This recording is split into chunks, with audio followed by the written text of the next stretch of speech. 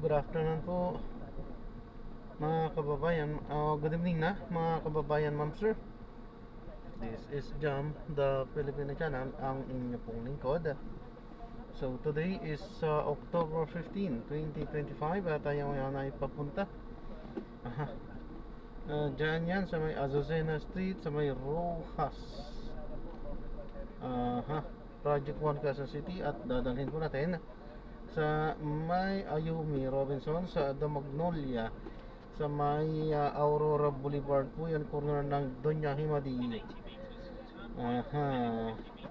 New Manila, Quezon City. Okay, so magbabalik po tayo mamaya konti pag nakuha na po natin sila. Disclaimer lamang po, ang kontento natin ay kalsada at hindi ang passenger. Kaya nga naman, sakali man po na may marinig kayo mga pangalan ng lugar, pangalan ng tao,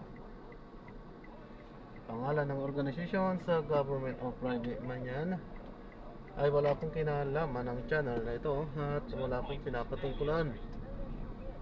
Lahat po ng pinag-uusapan dito ay pawang dito lamang po yan sa loob at wala pong pinapatungkulan sa labas. Okay po, so magbabalik po tayo mamaya konti pag nakuha na po natin sila.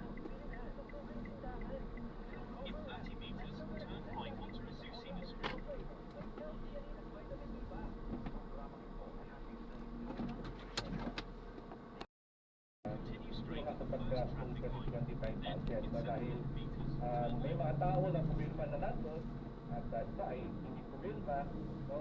Pero na-associate yung kanilang mga pangalan, lalo na yung mga nandun sa meeting na yun, na-associate yung kanilang mga pangalan sa so-called anomalies at inserted items itong 2025 budget. So kung pumirma dito, medyo hirap sabihin sa kanya dahil wala siya doon, yung kanyang physical presence. Opo. And to be fair, wala naman daw masama sa mga insertions na yan. Ginagawa naman po yan at talagang may mga bagay na kailangan po ito. Pero worth noting rin po sa mga report, na unlike kay former Senate President Chief Escudero, parte pala siya itong BICAM committee po na ito.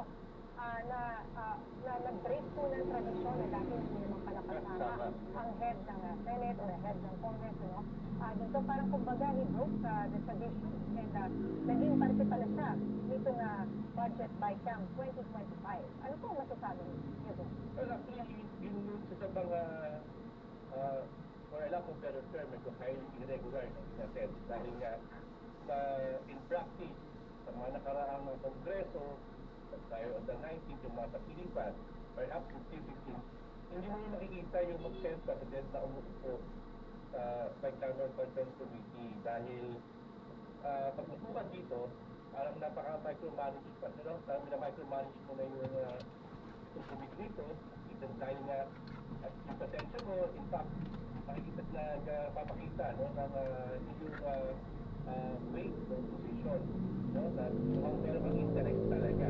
Hindi mo malaking katotohanan ang leader ng Kongreso, the President ay speaker ay actively nakikialam sa budget resolution na in fact dapat ito ay delegate mo lang either sa iyong committee on appropriation o sino ang senior deputy speaker na gusto mong ipapuntahin, no? So the point is this fiscal arrangement is somehow problematic. It's first time in our history. And Jim, iba lang tayo, no? Alam naman natin, naging bagon talaga na ombudsman na si dating Justice Secretary Remulla. Ano po ang take nyo dito at gaano ka-critical itong position na to? At naging controversial pa talagang medyo may mga umaharang. Ito na po, nasa second half na tayo ng administration ng ni Pangulong Marcos. Ano ka-importante yung position po nito? At ba't-happy sa position? Sa totoo lang, yung ombudsman, especially at this juncture, dito magiging game changer yan. Kung ito ay maayos na magagampanan, yan ang bagong talagang ombudsman na si Ombudsman Paul Remulla. Game changer dahil una, naghahanap talaga ngayon ang ating mamamayan ng tiwala sa administrasyon, lalo na sa tingnan ng corruption. Kung kahapon, lumabas yung survey ng All Day Chat, Dati ang corruption, mga number 7, number 8 lang yan. Ngayon, number 2 na. At an urgent concern. Anong number 1? Ang number 1 ay controlling the inflation. Ah. Naman siya. Number 2 before ay addressing the poverty. Tapos, unemployment. No? Pagtutulong sa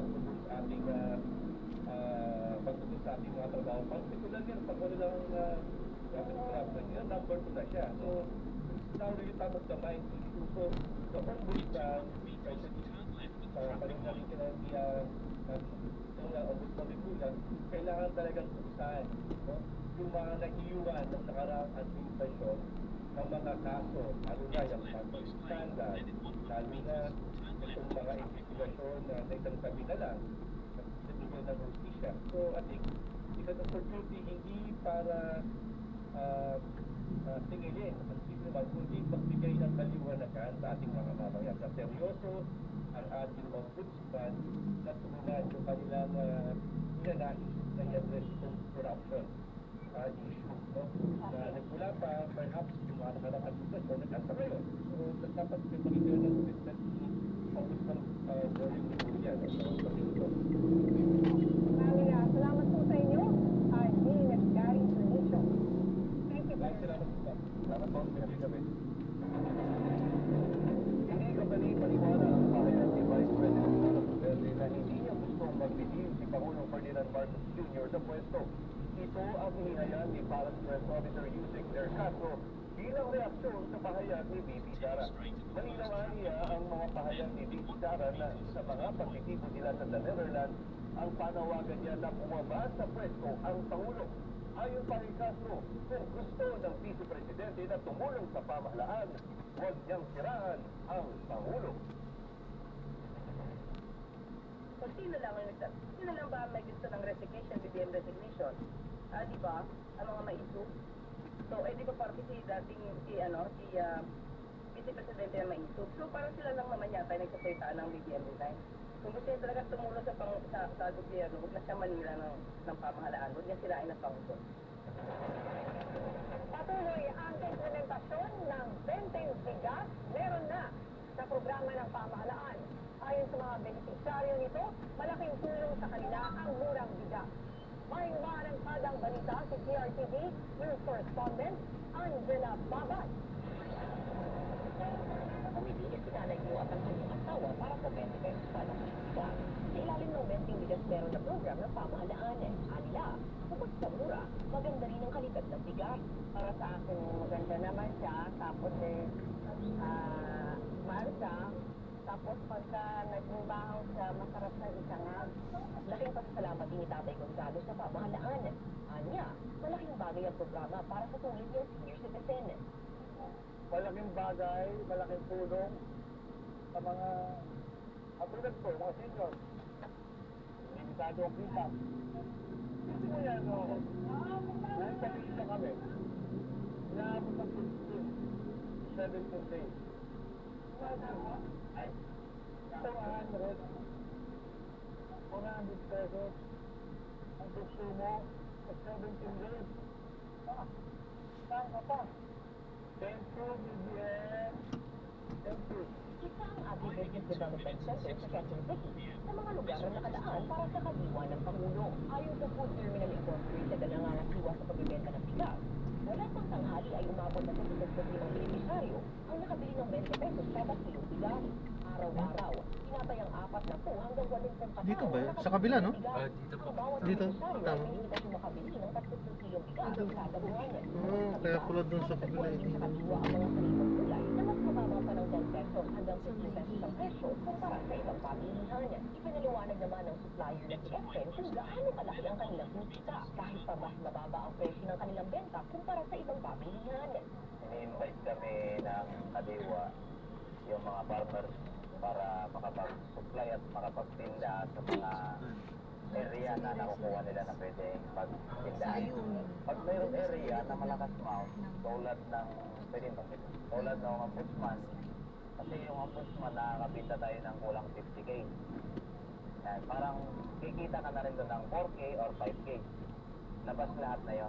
One day lang. Parang ano lang yun, start ka lang page of AM. hanggang 9 a.m. wala, ubos na yung boleto doon. Bukas ang kadiwa ng Pangulo mula 8 a.m. Lunes hanggang Biyernes sa Agricultural Development Center sa Quezon City para sa listahan ng iba pang kadiwa outfit.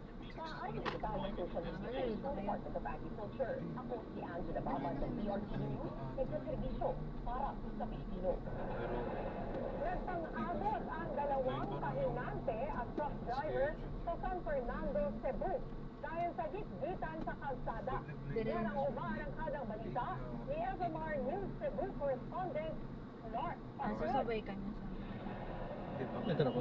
Bakbakan sa kalsada. ayun eh. May nang ampalos ng monoblock sa may takbo. Dito. Ano pa? Sige po. Nahabol ng dalawang lalaki. Pinakulanan ng suntok.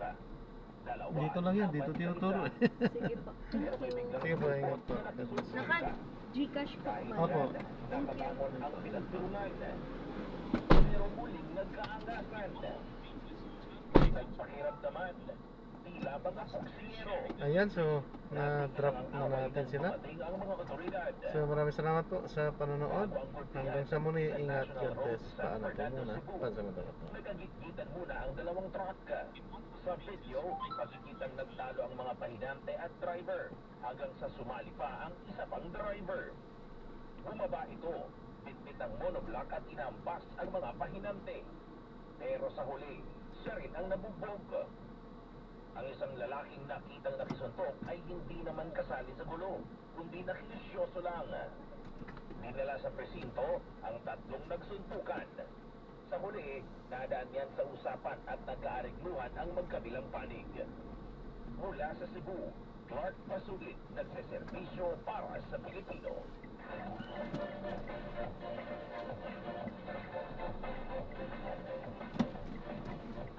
Muli sa Women's 10 Ball World Championship ang Pinay Billiards player na si Cheska Centeno. Nakaharap ni Centeno ang kapwa Pinay na si Rubinen Amit sa finals ng torneo sa Indonesia.